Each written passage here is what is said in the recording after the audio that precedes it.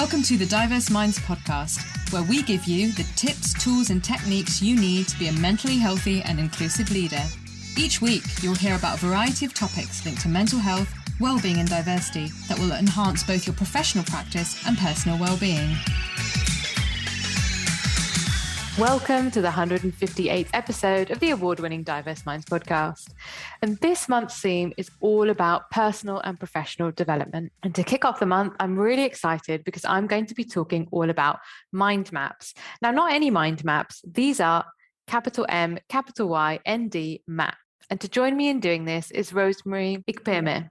Rosmary is the creator and founder of MYnd Maps, capital M, capital Y, the ultimate mindfulness, gratitude, and goal-setting journal, planners, and agendas. She incorporates both productivity and mindfulness in all MYnd Map tools and designs them to help you build positive and healthy habits. Habits that will help you navigate through personal and professional challenges with awareness, focus, and balance, making sure that self-care, emotional, mental, and physical health and well-being are made a priority whilst boosting productivity.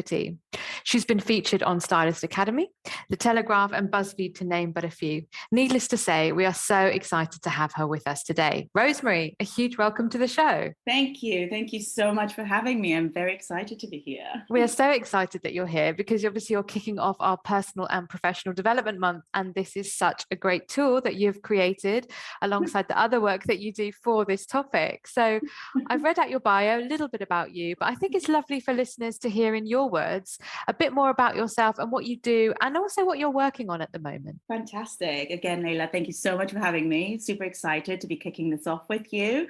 My name is Rosemary Ikpeme. I am the founder and creator of MYnd Map. What I do is my mission initially is to inspire people to set goals from a place that aligns with their values, aligns with what's important to them as opposed to what society expects of us.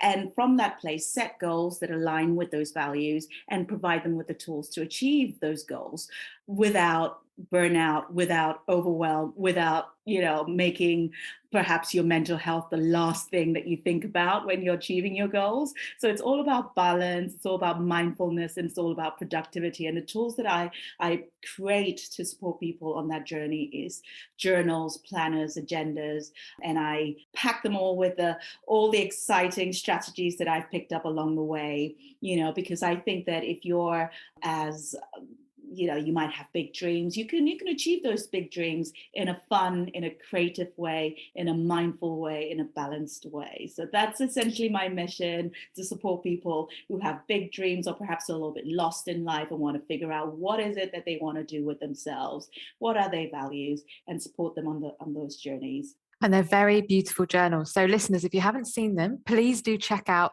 Rosemary's website, and I will include that in the show notes. But it is www.myndmap.co, and just see how beautiful they are for a start. So Rosemary, how did you create MYnd Map? What was your process? How did this come to you? Yeah, tell us more. Well, it came from personal challenges. I mean, I've had over almost 10 years in the corporate world. I was working with global firms and I was working up the career ladder, but I always felt something was missing. I felt like something wasn't quite clicking. And I felt as much as I was putting, I was working hard and trying to get to the levels that I wanted to get within the workspace, my value wasn't seen. I wasn't felt seen or appreciated. So how MYnd Map came about, I started delving into personal development in my mid-20s, from journaling to vision boarding, to planning and goal setting. And I was in this dream job that I had literally maybe about a year and a half before. I had written down all the things I wanted to get out of my next future role. I wanted travel, I wanted autonomy, I wanted a manager who was almost like a mentor. I wanted to feel that I had options, I was growing, and I was in that role. funny enough, and I was enjoying it, but then there was a restructure. Restructure happened. It was a change of management. Everything changed. Everything came crashing down again. I was like, oh my God, I'm in this situation. What's going on? And again, I went back to the tools that I knew always helped me in situations like that, which is the personal development, which is the productivity, kind of reflection, awareness, and setting goals. And like I said, the management change, I was with this new management for 9 months. Essentially, it affected my mental health, even though I denied it. I was like, I am a strong woman. I can deal with this. And I'm sure a lot of women can relate with this. They can relate to this and like, oh, I am strong. This is nothing. I can show them that I can do this, blah, blah, blah.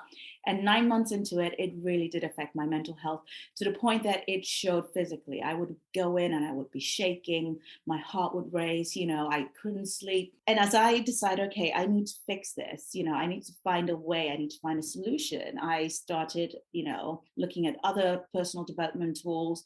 And I came into, where there was a YouTube video which suggested you draw out your vision board as opposed to you cutting out pictures and sticking in, because when you draw it out, you're actively engaging the right side of your brain, which is the creative side, which opens up opportunities and creative solutions. And I was terrible at drawing. So I was like, oh, I'm not good at drawing. I wish there were drawings or coloring books. It was at a time where coloring books were quite a thing. I wish there were coloring books that had images that reflected some of my vision, some of my goals, as opposed to beautiful flowers and animals. And a friend turned around and said, why don't you do that? And that's how I initially started with MYnd Map. It didn't start as MYnd Map. It started as just coloring pages that reflected goals, so you can color them in and use them on your vision board. And then I just added other bits like the planning of the productivity, the mindfulness elements, the gratitude elements into the journal, because I had so many different notebooks and I just wanted one place that I could have all those tools that would help support my needs. And I put it all in one. And I thought, if I need this, I'm pretty sure other people might need this. And the fact that I'm struggling, even though I've had all this, I've spent years studying this and, practicing all these tools and techniques. What about other people, especially women of color, who don't have the support, who don't have this experience? How do they cope? So I essentially started MYnd Map for myself, but with the intention that it's going to help others and I can share that tool with others. Often these businesses start that way, don't they, Rosemary? And you just said, for women of colour, absolutely.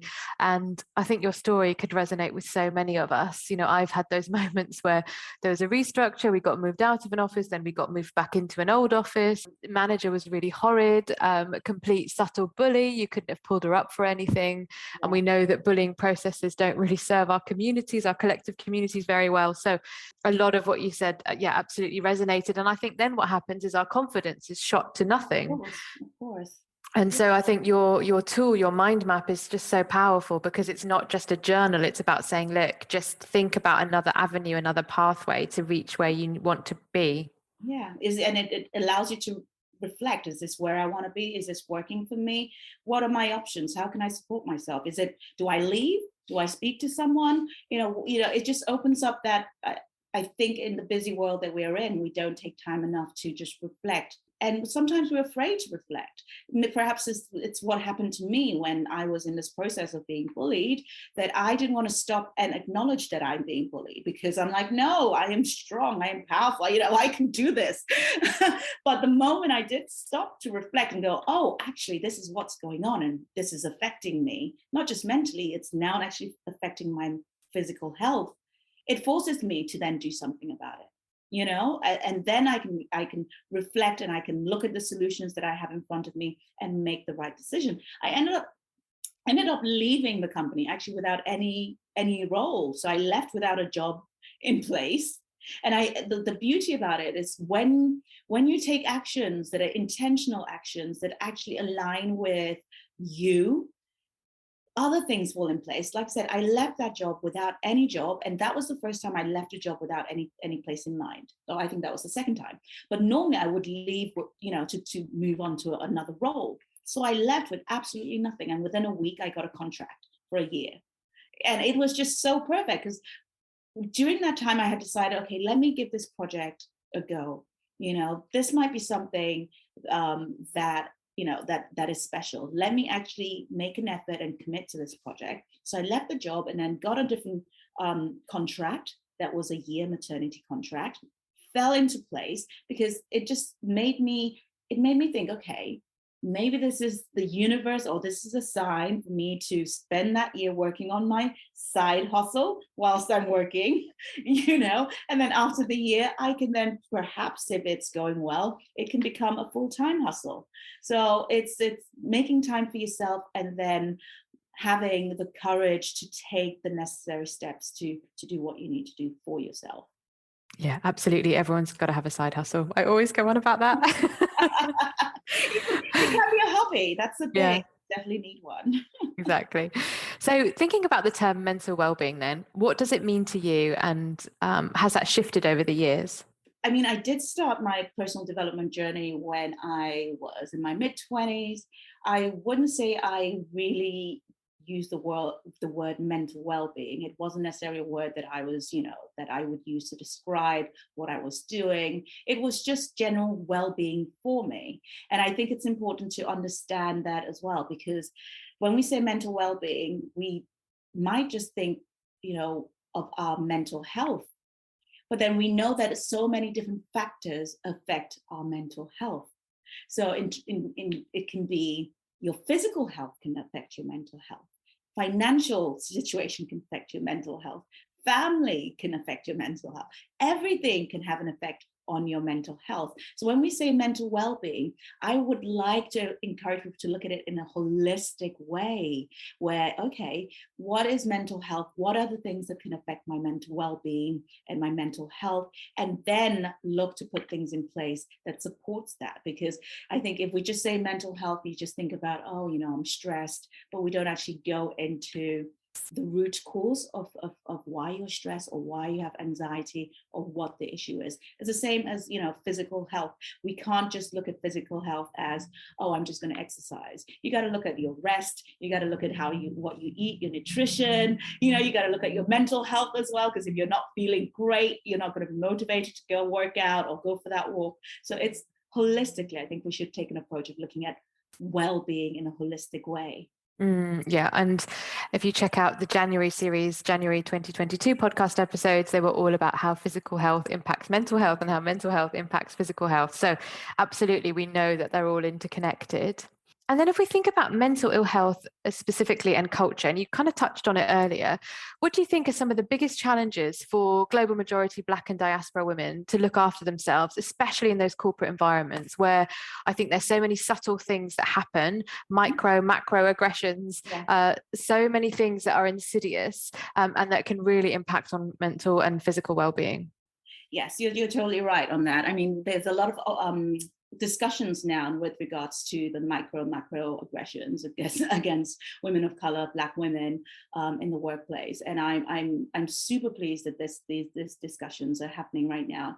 I can pull from my personal experience what I struggled in the workplace when it came to mental ill health was that, yes, I had those aggressions. They were very obvious and there were some very subtle. But what I didn't have was not even one other Black or woman of color in a position that was either in my position or higher than my position that I could go to and perhaps seek some counseling, seek some mentorship, or seek some support. I could not go to any other female who perhaps was not Black or of color and have that conversation, and feel that they authentically understood what I was going through. So I felt very isolated in that situation. And that's what added to the mental ill that I felt during that process. And that's why I started MYnd Map, because I thought to myself, there are not that many women of color in high positions. So if I'm here, I believe I was a manager at the time. If I'm the manager, I'm the only one. What about other women of color who are coming up the ranks and they're not seeing other people like them to go and perhaps confide in? Because there's certain things that you might say to someone else and they just don't get it. Like my manager said to me, you're being aggressive. I could say that to someone and they wouldn't get the nuance of that. Oh man, Right? that trope is just, I don't think I've got a black colleague who hasn't told me that they've been told that at Yes. least once in their life. Yeah. Yes, you're aggressive, just little things that you might say to someone else or a white counterpart or white colleague who they might not necessarily get what you're trying to say. But if you speak to someone who understands, who's gone through, and they can counsel you, or they can at least a sounding board to your problems, that helps a lot. So I think, it's hopefully finding more women of color in more senior roles within the workplace. And that would be very, not just opening doors, but also just being mentors and people, junior employees can confide in if they need support. Yeah, and on mentoring, actually, in a couple of episodes' time, we've got the wonderful Karen Soy talking about mentorship and mentorship for global majority women, which I think ties really nicely to what you've just said. I think also, yeah, so the things that you've said and being called aggressive, and I've had that too by a particularly vicious a white colleague actually who told someone she managed, she put her retirement papers on her desk and went, "When are you retiring?" What? And this was a really valuable really valuable member of the team, and actually they were white. So yeah, it's interesting that these people the people who are going to say you're aggressive, you're this and you're that, they lash out at other people in different ways. But as you've rightly said, you can't always explain what that means. Yes. And if you'd been a white man, I think you would have been told you've got great leadership skills, right? Exactly. I mean, the things that were said to me, I still cannot believe it. I think I was being had a go at. And like I said, I was in a managerial position. I wasn't just, and it shouldn't happen to anyone, regardless of where you are, but being told off in front of the whole office. Yeah. And then to the point where, when, I remember a situation, I don't know what they were saying, but again, it wasn't positive. So I laughed out loud. And then they turned around to ask me, "What are you laughing at? Why are you smiling? Stop smiling." And I was like, "Hold on a minute. Am I a child? Like, what's going on here?" So little things like that, but then again, it's also the other issue is that as women of color, especially Black women, we have that sense of being strong. We're seen as strong. We can take more than anybody else. Oh, you're a strong Black woman. You can cope with that. And no, we're not always strong. Yes, there are moments we have strength, but we're vulnerable. We need support. We need help. Our mental health is also affected. So I think is that narrative that strong Black women, aggressive, so therefore there's no softness to us. There's no humanity to us. And that doesn't help in the workplace. I mean, there's studies shown where in hospitals, Black women get less painkillers or pain support because they're seen as Black women. Yeah. And if they say they're in pain, it's not taken seriously. Absolutely, which is why we have the disgusting disparities around maternal health, and Black women historically have been experimented on in terms of medical procedures, given no anesthetic. So that horrific mindset, I think, does continue somewhat, Rosemary. Yes, it does. It's a shame, but the more we discuss this, the more we speak out. And I love seeing a lot of women speaking out now, being true and authentic to themselves. And that's not what I saw when I was working corporate. When I was working corporate, and I used to follow, I loved Sheryl Sandberg. She is the right-hand person for CEO for the Facebook CEO. And I love her, message about showing out and being your full self. And I even went to see her at an event, and she was amazing. And she was championing women of color, Black women. But I just couldn't resonate with that, because looking at her showing up as her full self and looking at me showing up as my full self is very, very different, extremely different, and the perception of that is going to be very different in the workplace. But I didn't see anyone else that could show up as their full selves, who looked like me or perhaps acted like me. I like to wear long braids, I like colorful clothes. And imagine showing up as myself in the corporate world that way. I didn't see anyone, so I didn't do it. I kind of, toned down who I was. And as much as I really wanted to show up, I just couldn't. And then maybe about 8-9 years ago, I discovered Basoma St. John, I think that's her name. And she is just showing up as herself. And that's when it was like, okay, if she can do it, perhaps I can try too. So it's just having that representation, seeing some people who look like you, who perhaps have had similar experience to you, just to give you can't be what you can't see. And that's why I have illustrations in all my journals. So you can start visualizing those things. And the more you see it, hopefully the more you open yourself to being those things and being who you really are. Yeah, thank you, Rosemary. And I really appreciate you sharing, what sounds like an incredibly harrowing and difficult time. I know, and we know that it gets us to where we are now, but I don't wish this on anyone. I mean, but I think this is what I really love about the entrepreneurial space that we're in, kind of small founders of businesses that are trying to make change, is that we have a lot of camaraderie and I think connection, and I can have this conversation with you and I don't feel judged by you. And I feel very accepted by you, but it's interesting that this is a kind of autonomous agentic space that we can have this conversation in. Yeah, it is. And that's why the entrepreneurial journey can be a little bit lonely if you don't have that as well. If you don't have that, that's why it's great to seek, if you're a solo entrepreneur, to seek your communities and share that and be authentic in your story and know that it's not just you, that others have experienced that and learned from each other. So it's very important. And so thinking about workplaces and systems, kind of the way that workplaces are set up, the way you were spoken to, for example, that of course is not conducive to positive mental well-being. So what do you think workplaces should be doing to introduce balance and the MYnd Map kind of theory and philosophy versus burnout into their workplaces? I think it all starts from the top. So it all starts from the leaders. If they can show an example to the company, to the staff, to the employees, and if they can then hone that example as part of their mission, within the company, that mental health, that well-being is part of the ethos and the ethics of the company, then it trickles down. It's impossible to tell staff, we care about your mental health, yet the leaders are asking staff to stay late or overworking the staff, or they themselves are staying late and are not showing examples, or if they have perhaps, workshops that they've put in place that support well-being, they're not showing up for those workshops. So it all starts with leadership, educating the leaders on mental health, the benefits, because essentially if you have your employees are all well and all cared for and they feel good about the job they do, they're happy, they're going to be more productive and you're going to be more successful as a company. Less turnover, less leaving, less days off, etc.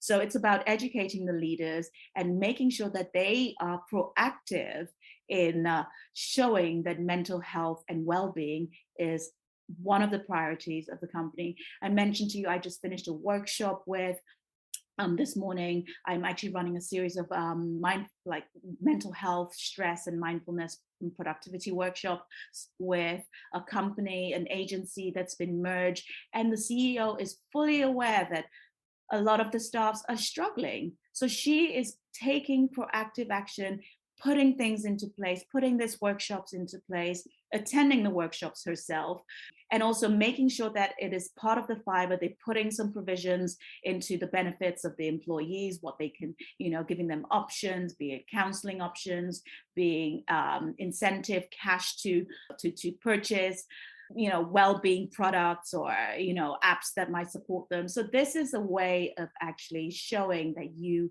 take mental health seriously. And that's a very good example. It is. And I also think it's just simple things like managers knowing their policies and not using policies as a guide and not being obsessed with every line and, oh, you haven't said this, so I can't do that. That for me is a key thing. And not being preventative and not reactive. And I haven't seen a workplace that's perfect at that, but there's certain places that will be better, and to not complicate people's lives. If someone's had a really interesting conversation actually with two people that stayed online after a training session, and they just said, oh, we're really feeling quite, we've been through quite significant bereavements, and I don't think people really understand, like the last ask me if I'm okay, but I don't really want to ask that question. Yeah. I don't want to be asked that question. I want to be sort of said, how do you want to work today? And then I can decide what I want to do. So it's that difference. You're still checking in on someone, but they said, I'm just sick of the pity. Yeah. So it's interesting, isn't it? With the agency that I just completed the workshop with, they actually even have a few of the staff go training for mental health first aiders training, which I think it's amazing. So you can send a couple of your staff. It can be managers, it can just be anybody. So therefore people know who to turn to if they need that extra support. And again, it just sends the message out, we're here for you. You can talk to us, we're trained for this, and we're here to support you. Yeah, absolutely. And I do the 2-day mental health first aid training. And I think what it does do as well is it just gives people, it sends out the signal that we're not uncomfortable about these conversations. We know this is life. We know it's real, and you can't compartmentalize yourself because that's just not realistic. Exactly. So speaking of mental health, Rosemary, as an incredibly busy professional entrepreneur, how do you look after your own mental health? Would you like to share your top 3 tips? Yes. What I'd like to say is that, first of all, I do not treat mental health as I don't wait for things to happen for me to start looking after my mental health. So that's probably one tip I would say. It's a lifestyle. It's something you do that you do every day, you practice every day, and it becomes a lifestyle. And therefore, when you do have situations that are maybe a little bit more stressful, you already have those tools. You're already familiar with those tools that you're using that help support you with your mental health. It is like going to like getting fit physically. You don't go to the gym once and that's it. You're great. You're in best fitness shape. You go often, you make it a regular thing, and it's consistency. And there might be days you go to the gym and it's not a great workout. Doesn't mean you stop, you carry on. You might try different types of workouts depending on your needs. If you want to work your upper body or your lower body, or you just feel like movement or yoga. So that is what mental health care looks like for me. It's about keeping it consistent, and then always being aware and finding what serves me, what practices serves me. The other thing I would say is that for me, what has helped is having a routine. I know that a lot of people find that boring. Even the idea of having a routine is like, oh, I prefer to be spontaneous. I don't know if maybe perhaps it's because I'm an entrepreneur and my life is essentially out of my control, the idea of having something that is within my control gives me that sense of well-being. It helps my mental health. So therefore, when things at work, in the business, in life comes my way, when life throws those challenges at me, I am ready. I am prepared.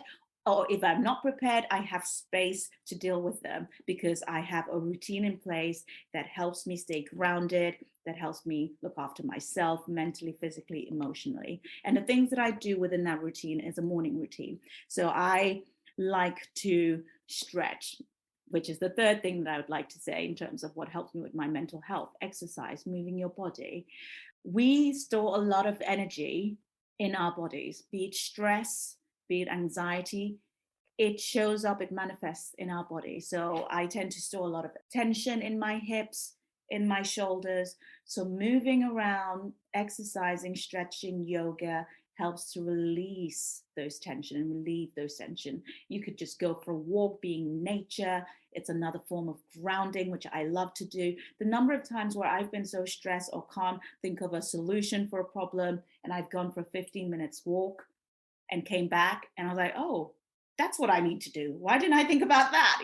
So it just gives you, it opens yourself to options and creativity. So just moving your body, being in nature, exercising is definitely one thing that I do that really helps my mental health. And the other thing I do within my morning routine is I either do a meditation. Sometimes I do all of it. Meditation, it doesn't have to be long. It could be a 5, 10, 15 minutes meditation. Again, depending on my need for the day.